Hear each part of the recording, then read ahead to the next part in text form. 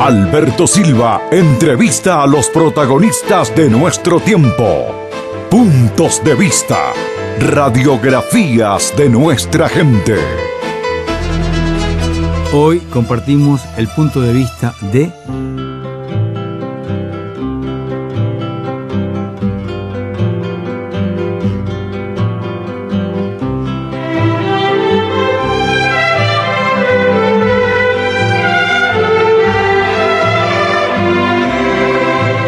Otra vez los boliches nocturnos, amarillos de sueños. El periodista, escritor y productor uruguayo Ignacio Suárez, ciudadano ilustre de nuestra ciudad de Montevideo.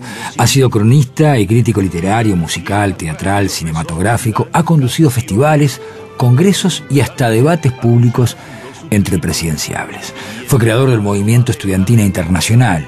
Nacho Suárez fue el creador de varios éxitos televisivos, por ejemplo, Un día en la vida, por Televisión Nacional del Uruguay. Algunos de sus poemas, como por ejemplo Los boliches, Poeta al Sur y Marido de las esquinas, han sido grabadas por artistas de la talla de Alfredo Zitarrosa o de Mercedes Sosa. Nacho Suárez es catedrático por la Academia Nacional del Tango de la República Argentina. Fue honrado con el premio San Miguel de Oro en el festival de su pueblo, San Miguel, departamento de Rocha. Actualmente es director del Centro Cultural Casa del Autor de la Asociación General de Autores del Uruguay, AGADO. ¿Cómo sentís que está la cultura en este momento aquí en Uruguay? Como siempre, con ganas de estar mejor, con intentos por parte de algunos que hemos pasado la vida tratando de que por lo menos determinadas autoridades y la propia ciudadanía se dé cuenta de que a lo mejor un poeta puede valer tanto como un ternero, un músico tanto como una vaca. Sobre todo teniendo en cuenta que estos ejemplos que te pongo, Alberto, tienen que ver con una actividad cultural que le aporta al país mucho más de lo que la gente cree. Incluso mucho más que algunas industrias o actividades profesionales que han tenido siempre un oficio muy afiatado para llorar, se gane o se pierda. Si pensamos en los músicos, si pensamos en los recitales, si pensamos en los discos, si pensamos en el prestigio, si pensamos en los puentes, en el exterior, en las distintas vertientes, bueno, estamos hablando de una cifra importante, por ejemplo. Importantísima. Todavía no se ha explicado, nadie me ha explicado, yo menos me explico, cómo es posible que en un país de 3 millones casi de habitantes, 1,5 millones, ojalá seamos más pronto, podamos producir tanto músico, tanto pintor, tanto escritor, tanto futbolista, tanto comunicador. Hay de todo, por supuesto, ¿no? Ahora se está vendiendo la imagen del éxito, o de la fama, mejor dicho, y hay escuelas que te prometen, institutos que te prometen, o les prometen a los jóvenes, en 15 días ya ocupar las primeras fotos en las tapas de las revistas importantes y todo lo demás. Pero aquellos que realmente sentimos esto de estar al lado del otro, del prójimo, de formar parte del colectivo, como tú dices, con tanta razón, y comprometernos con él, sentimos que hay mucho para hacer todavía. En estos tiempos las redes son los boliches, aquel boliche que inmortalizaste con aquella canción. Es probable que lo sean. Es un fenómeno nuevo que nos sacude, que nos sorprende. Día a día estamos pasando de sorpresa en sorpresa. Las últimas elecciones nomás le dieron a las redes sociales un espacio importantísimo que por ahí no estaban teniendo los canales de aire o empresas supuestamente profesionales de comunicación. En Europa, en África, qué sé yo, en todos lados, en el mundo. Y ojalá nos ayuden a entender qué es esto de la globalización. Desde este mismo estudio muchas veces le preguntaba a los políticos de todos los sectores, a los ministros de todos los rubros e incluso a algún presidente si en la casa de ellos había Primus. Y entonces en la radio misma yo le decía a los oyentes que en ese momento el ministro estaba haciendo el gesto de dar bomba al Primus. Nosotros como comunicadores también tenemos una enorme responsabilidad en esto del Primus, porque cualquiera filósofo analfabeta allá en mi pueblo sabía que no se le puede dar el bomba al Primus todo el tiempo, porque si no se te revienta. Es más, había una llavecita que decía, para sacarle presión. Si por un lado, con el tema de la globalización, que ha hecho del mundo un gran mercado, nosotros estábamos obligando a los jóvenes de este tiempo a comprar los productos hechos para las sociedades desarrolladas. Obviamente que si la mamá gana 4.000 pesos como doméstica y los championes que les obligamos a comprar, porque sin ellos no son nadie, sale 4, los 2 que faltan los va a salir a buscar. Y por lo tanto yo creo que esa es la gran contradicción de este tiempo. Estamos obligando a tener determinados productos de sociedades desarrolladas a sociedades que no lo son todavía. Hay como distintos escenarios, ¿no? Yo cuando arrancó la globalización pensé que en lo peor se puede encontrar lo mejor, en caso de que fuera lo peor la globalización. Iba a obligarnos a sacar lo local, a sacar la identidad. Y de hecho, en muchas áreas, en la cultura, en lo social, en lo deportivo, en lo político, lo local terminó ingresando en la globalidad, pero con perfil propio. Sí, el gran riesgo de todo esto, primero, bienvenido a la tecnología, es decir, no nos vamos a poner como los viejos apaches a tirarle flechas al caballo de hierro. El asunto es para dónde va el apache o el caballo, o el tren. Creo que el gran riesgo que estamos corriendo en este tiempo es de sentir como cercano lo lejano, que me parece fantástico, ya no a la sala donde estaba la radio antes, sino al propio, la propia cama dormitorio del televidente. Pero eso está bien, es decir, somos ciudadanos del mundo y tantas veces pedimos que los uruguayos se dieran cuenta de que efectivamente lo somos.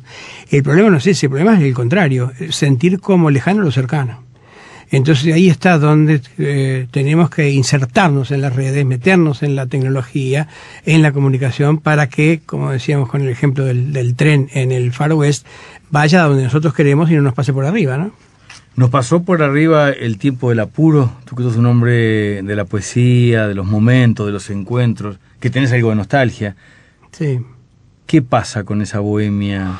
No es una nostalgia regresiva, es una nostalgia simplemente como punto de referencia para reencontrarnos con, ya que ya tantos y algunos tan fácilmente hablan de valores, con el país del que venimos. Es decir, tú sabes y hemos coincidido en que nosotros a través de los medios o a través de cualquier arte lo que hacemos es intentar devolverle al colectivo lo que éste nos ha dado. Yo estoy convencido de que hay que bajarse un poquito de la calecita para empezar a ver hasta qué punto somos mucho más ricos de lo que creemos. Nos han hecho creer un pueblo chico, nos han hecho creer un pueblo pobre, nos han hecho creer muchas cosas, pero el asunto está en no querer imitar falsas riquezas y darnos cuenta que de alguna manera si seguimos determinada corriente estamos ayudando a aquellos que están de nuevo adorando el becerro de oro, ¿no? Te pongo un ejemplo que pongo cada tanto al aire, en lo que tiene que ver con darnos cuenta quiénes somos y la riqueza que tenemos. Yo estaba aquí en esta radio, en este estudio, cuando un sábado a la mañana veo un grupo de personas en 18 y Andes. Curioso como soy, termina el programa y fui a ver qué era.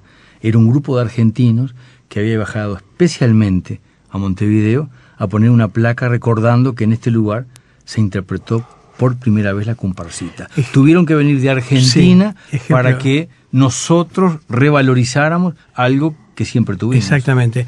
Eso pasa por un problema que creo que tenemos, con los argentinos ni que hablar, lo hemos dicho muchas veces hasta de este mismo micrófono. Tenemos un amor no correspondido, ellos nos quieren más de lo que nosotros los queremos a ellos. Pero rectifico, por lo general, y hoy contigo también, ellos nos quieren más de lo que nosotros nos queremos a nosotros mismos. Fíjate que a escasas cuadras de aquí mismo, de la Plaza Independencia, el Palacio Salvo, está el histórico lugar donde se compuso la comparsita, que fue la Federación de Estudiantes.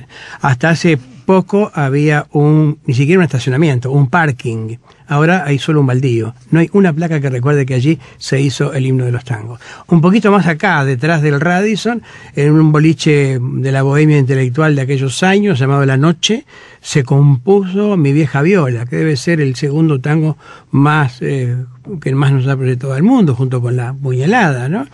De Pintín Castellano. He hablado con varios ministros de Industria, Energía y Minería, porque ahí era la sede de ese ministerio, para poner una plaquita que recuerde que allí se hizo Mi Vieja Viola. Eso que desde entonces nos sigue recordando que la gola se va y la fama es puro cuento. Después Menino Mercader, cuando era ministro, se rasgaba la vestidura porque los argentinos habían colocado la comparsita en un stand de ellos en la Feria de Sevilla.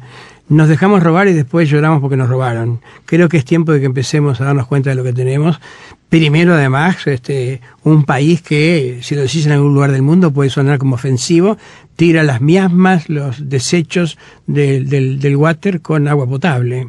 A ver, ¿cómo es esto? Y claro, estamos tirando todos los días enorme cantidad de agua para limpiar la caca.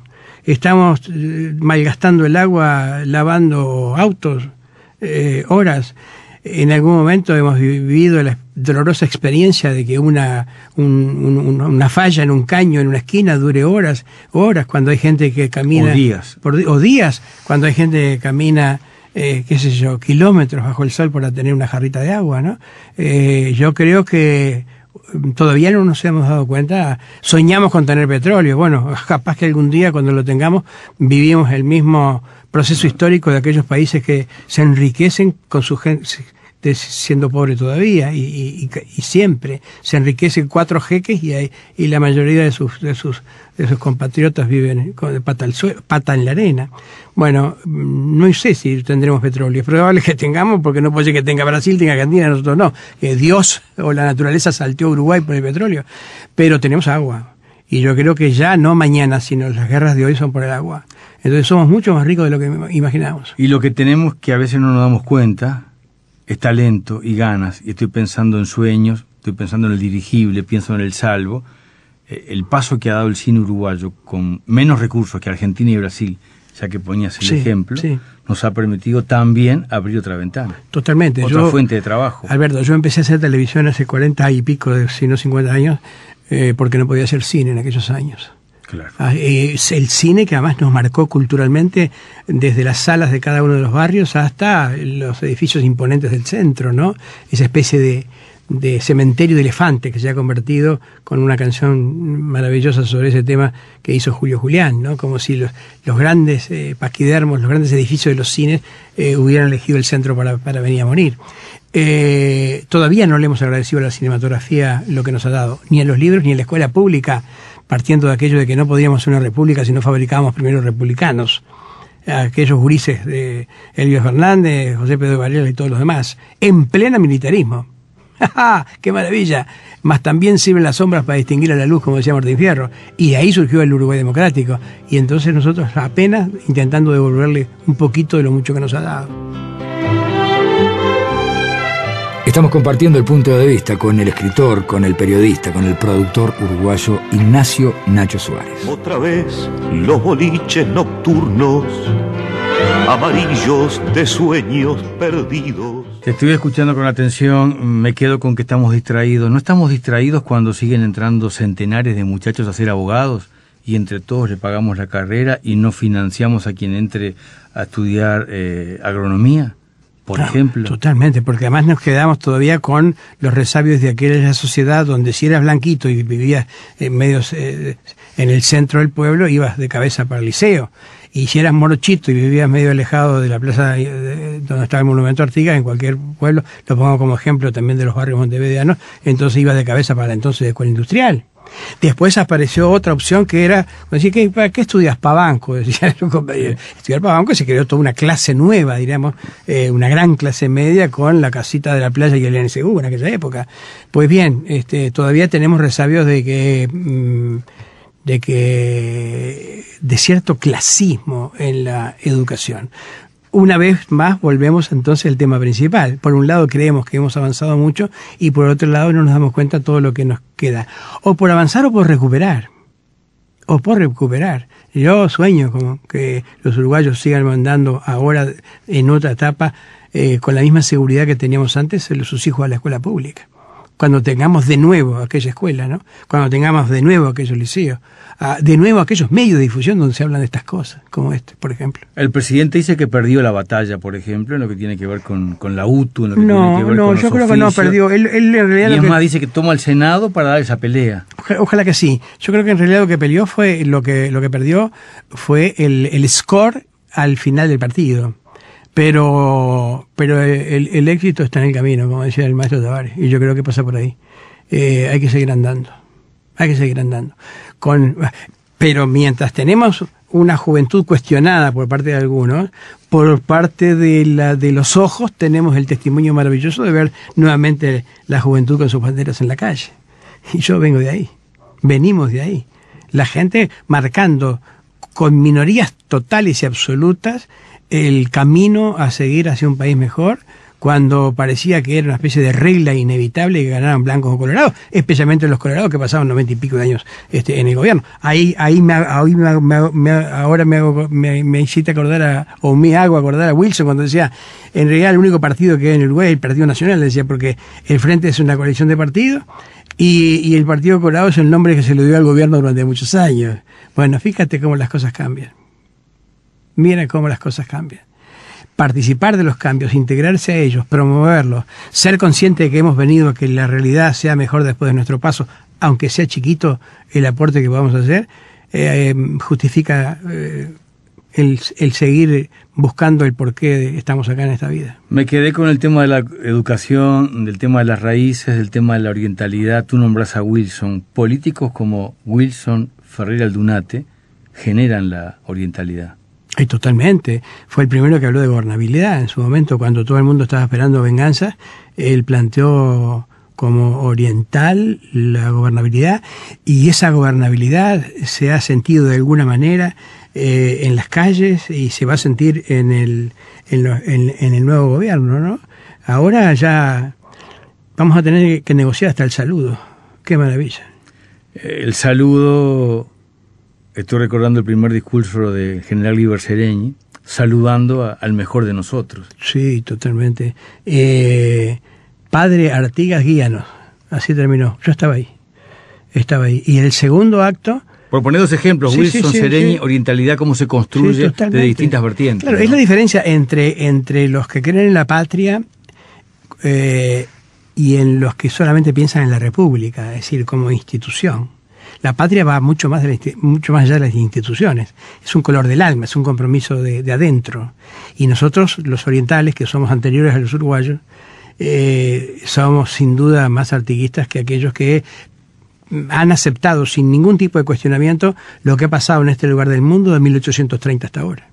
El otro día participaba con otros comunicadores en la tele en una polémica, si somos uruguayos, si somos orientales, qué cornos somos. Y yo decía que yo me definía como oriental y uruguayo. En tu caso, ¿cómo te definís y por qué? Yo vengo de una generación que además nos decían que con estudio, capacidad, sobredimensionaban la inteligencia y la voluntad, de tal manera que aquel país que no analizaba con amplitud sus bondades fundamentalmente económicas y sociales, se creía que estaba en el mejor de los mundos posibles. Y yo, como integrante de aquella generación también, de tan queridos amigos, creíamos que en realidad las raíces estaban más atrás. Y ahí empezamos a estudiar el fenómeno del artiguismo. En la escuela nomás me parecía mucho más romántico La Vallega que Artigas. Artigas había que entenderlo. Algo así como es más divertido de pronto Benedetti que Onetti, claro. Era aquella cosa del desembarco de los 33, con una cuestión medio de Guillermo Tell, de una experiencia muy parecida a la aventura, a las aventuras que nos gustaban en aquella época. Pero Artigas estaba esperando. Es como el tango y otras cosas, nos esperan con el tiempo. Yo me considero más oriental que uruguayo, y es más, si pudiéramos, ojalá, mantener vivo el sueño de la patria grande, que va mucho más allá de los límites precisos y políticos del Uruguay, ¿no? En tu caso particular has viajado con la música, has viajado con la poesía, has viajado a través de un libro. Con el periodismo. Sí, pero has viajado viajando, recorriendo, transitando. Sí. ¿Por qué tanto?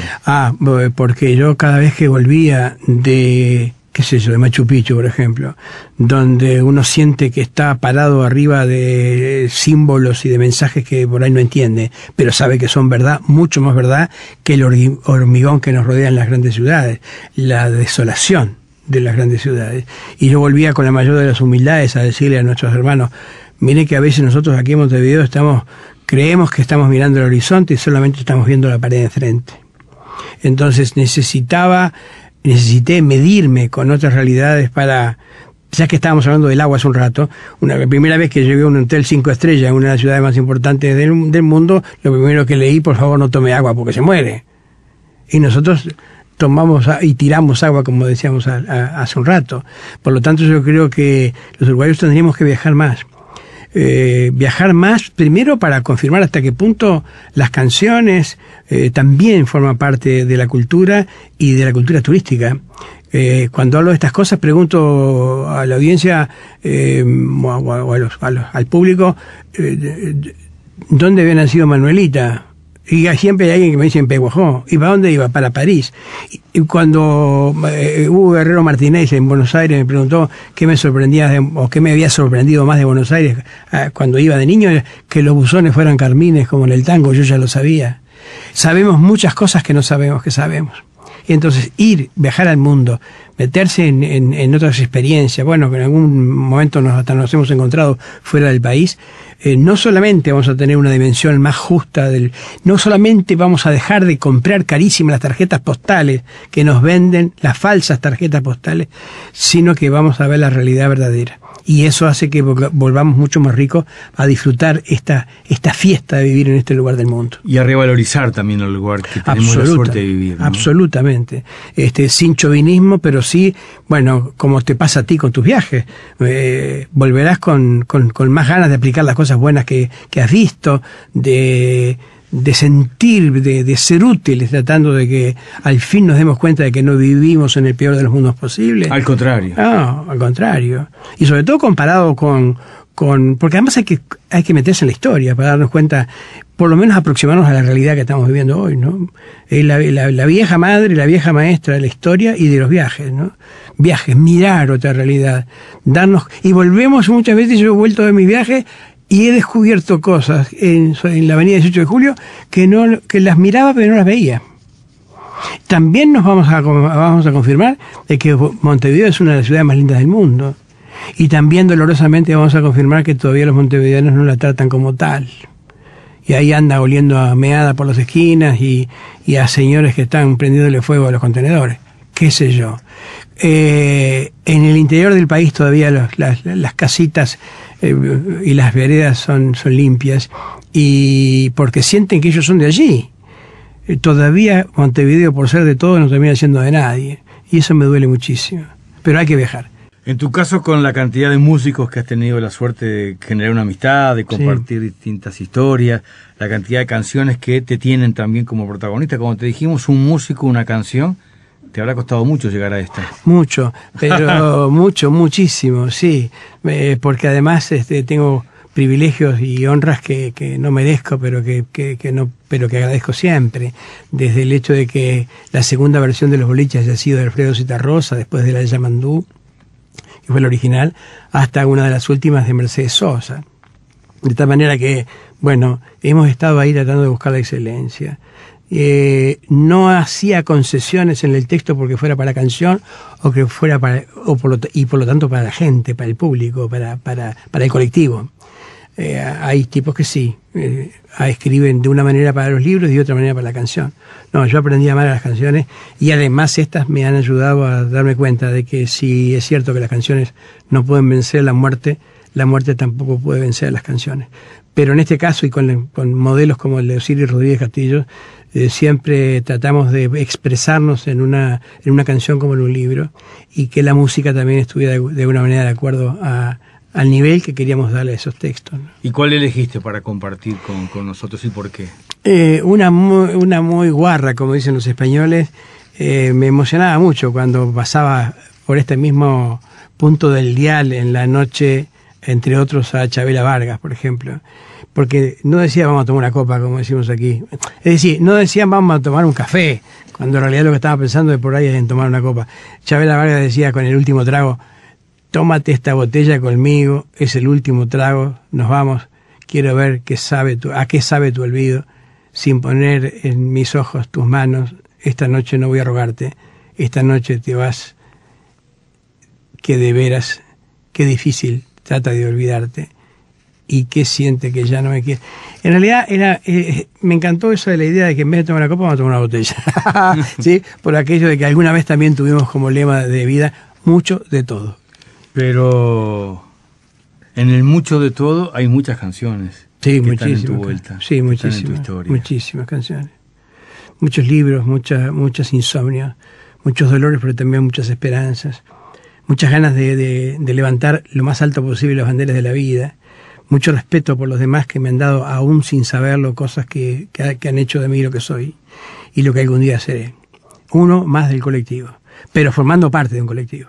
Una vez, hace mucho tiempo, le decía al maestro Testoni: ustedes ligaron fenómenos, ustedes no sintieron lo que sintieron en algunas generaciones posteriores de sentirnos a la vuelta del mundo. Y con la sencillez de los grandes me dice maestro Testoni: pero Nacho, ¿cómo nos íbamos a sentir a la vuelta del mundo si éramos los campeones del mundo?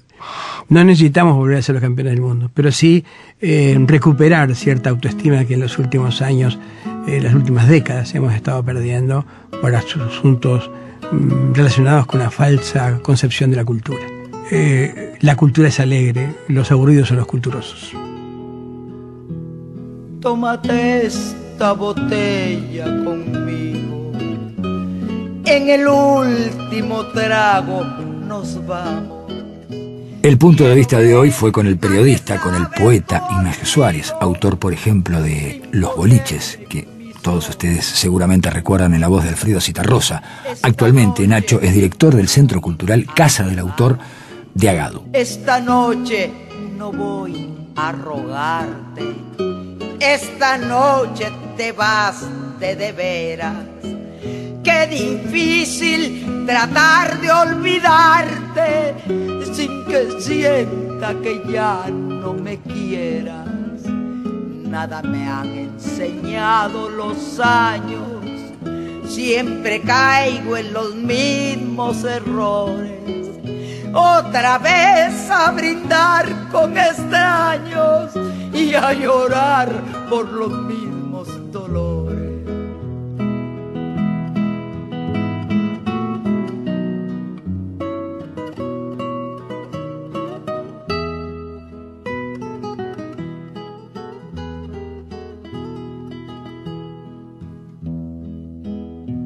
Tómate esta botella conmigo, en el último trago me besas.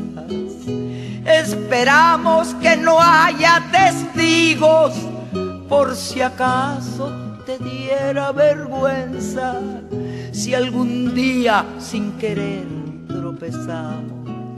No te agaches ni me hables de frente, simplemente la mano nos damos y después que murmure la gente. Nada me han enseñado los años, siempre caigo en los mismos errores. Otra vez a brindar con extraños y a llorar por los mismos dolores.